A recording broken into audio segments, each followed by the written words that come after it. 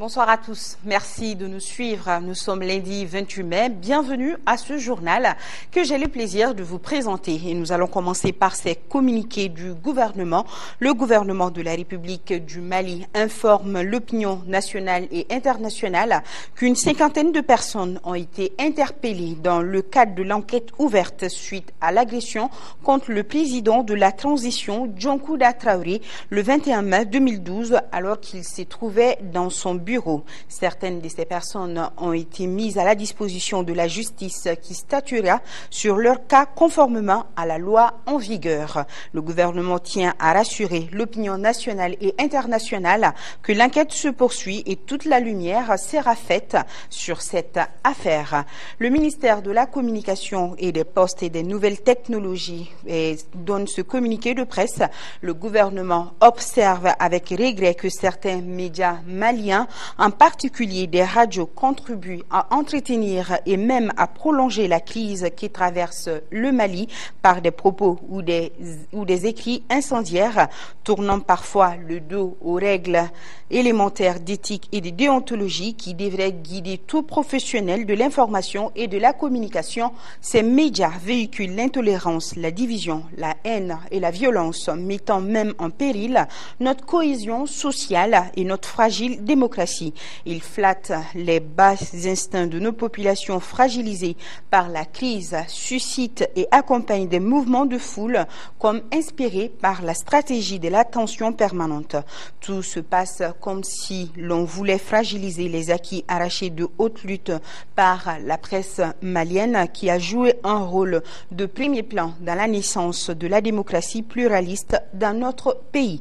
Tout en restant un farouche partisan de la liberté d'expression sous toutes ses formes et respectueux de l'indépendance éditoriale des organes de presse ainsi que la protection des journalistes dans l'exercice de leur profession, le gouvernement tient à mettre en garde ceux qui se servent de leur plume ou de leur micro pour faire l'apologie du crime, pour arriver à leur fin sans se soucier des conséquences désastreuses que de telles pratiques peuvent avoir sur notre commune volonté de vivre ensemble. Le gouvernement tient à attirer l'attention sur de telles dérives qui ne seraient acceptées ni tolérées, comme dans tout état de droit, et de la loi sera appliquée dans toute sa rigueur pour aider à préserver la liberté de presse et l'exercice professionnel du métier de journaliste dans notre pays.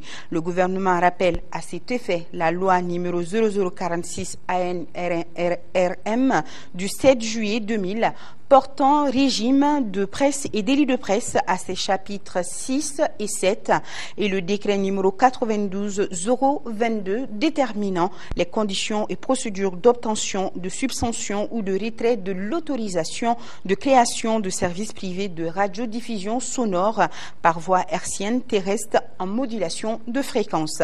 Dans cette phase cruciale de notre histoire, nous avons besoin d'un sursaut individuel et collectif pour nous concentrer sur la situation qui prévaut dans le nord occupé par des groupes irrédentistes et terroristes. Le gouvernement lance un appel pressant aux médias pour qu'ils s'insèrent dans la promotion du dialogue et de la cohésion sociale à travers une information professionnelle, donc équilibrée pour contribuer à la restauration de la paix sur tout le territoire malien. La liberté d'expression est un droit pour tout citoyen et la sauvegarde de la paix et de la stabilité du pays un devoir pour tous et en particulier pour le gouvernement. La marche programmée pour demain, mardi 29 mai 2012, par le Front pour la démocratie et la République FDR est annulée. En lieu et place de la marche, le FDR invite tous les Maliens au recueillement. Décision prise suite à la médiation menée par les leaders religieux et les familles fondatrices de Bamako avec les membres du FDR. C'était à l'issue d'une rencontre ce matin. Mohamed Diarra nous en parle. Le dialogue constructif est rétabli. D'un côté, les membres du FDR, de l'autre côté, les leaders religieux et les familles fondatrices de Bamako. Les seconds étaient venus échanger avec les premiers sur la marche programmée pour ce mardi 29 mai. Et finalement, la médiation des religieux a porté fruit. L'esprit de sagesse aura prévalu. En termes clairs, c'est l'amour de la patrie qui a triomphé. La marche tant redoutée n'aura pas lieu. Le FDR a accepté sur leur demande à suspendre la marche pacifique qu'elle avait organisée pour demain à partir de 9h. Nous avions proposé cette marche demain pour le respect à la démocratie et à la République. Que les institutions soient respectées. Toutes les institutions. Que les Maliens aujourd'hui sont dans un état d'inquiétude tel que les dispositions sécuritaires doivent être prises pour que le citoyen lambda se déplace normalement pour vaquer correctement à ses affaires. Que le nord du pays soit libéré. Voilà ce qui était prévu pour la marche du FDR demain. Mais sur la demande de ceux qu'on vient de citer, nous avons suspendu pour demain. Mission accomplie pour les leaders religieux qui estiment qu'il n'est pas normal que le Mali sombre. Ils saluent l'esprit de clairvoyance et de patriotisme du FDR. Les autorités traditionnelles de notre pays remercient le FDR pour ce geste. Ce geste combien noble. Ce geste qui prouve effectivement que la démarche c'était pour le pays.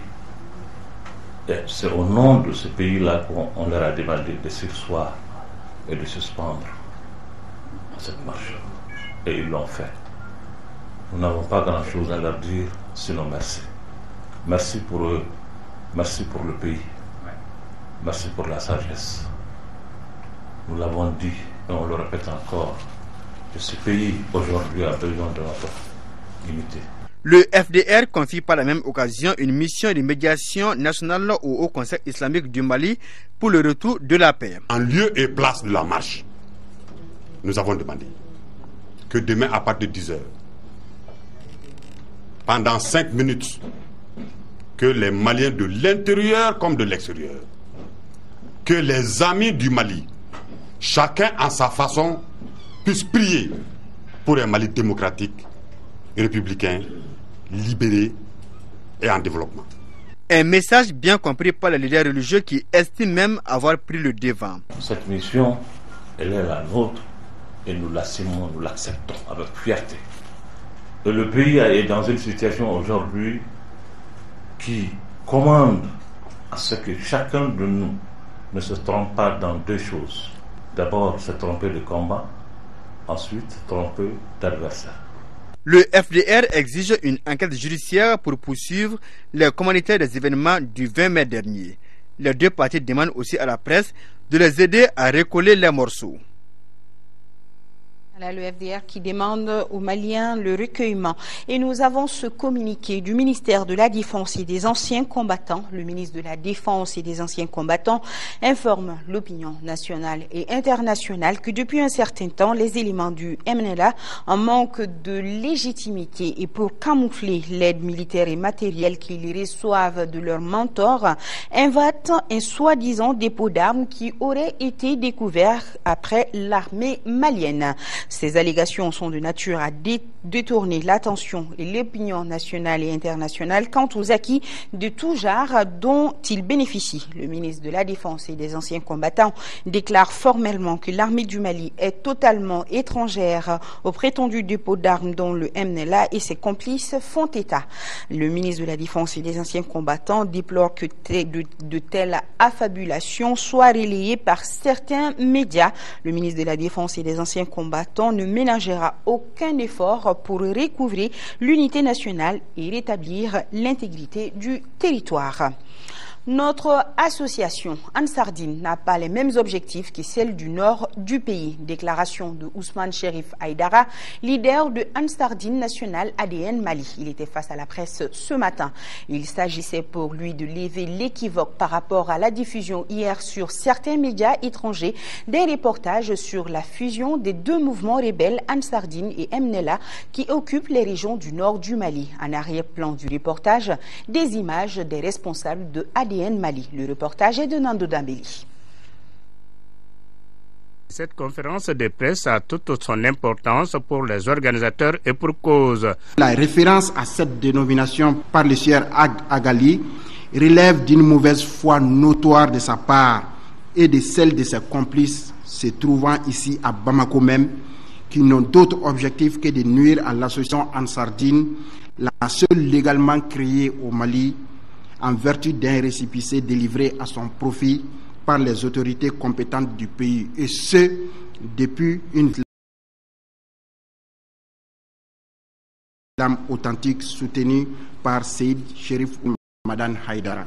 Pour les Amsardine, Association nationale de Amsar Shaitan, dirigée par Iyad Ag Agali, d'où cet appel. Il est temps que les uns et les autres